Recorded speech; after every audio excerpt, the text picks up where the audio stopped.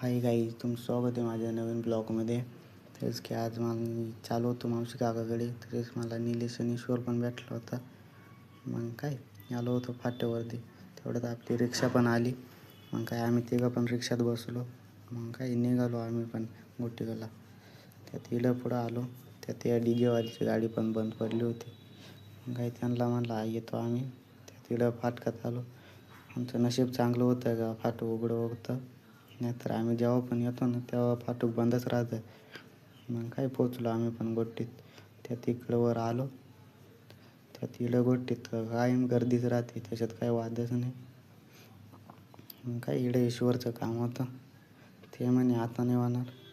मग काय तिकडून निघालो आम्ही आणि आलो बस स्टँडच्या बाहेर.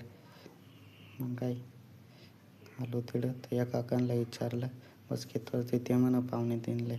मग या काकांची रातची तर उतरली नव्हती. त्यांचा विषयच गंभीर आहे, त्याच्यात काय वादच नाही. मग काय बस स्टँडला घेतलं थोडंसं.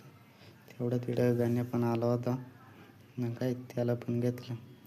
तो म्हणे मला पण घेऊन टाकतो या छोट्याशा ब्लॉकमध्ये. तेवढ्यात आपली लालपरी पण आली होती. मग काय मी पण निघालो तिकडून. मला तर टेन्शन आलं होतं बसायला जागा भेटते का नाही.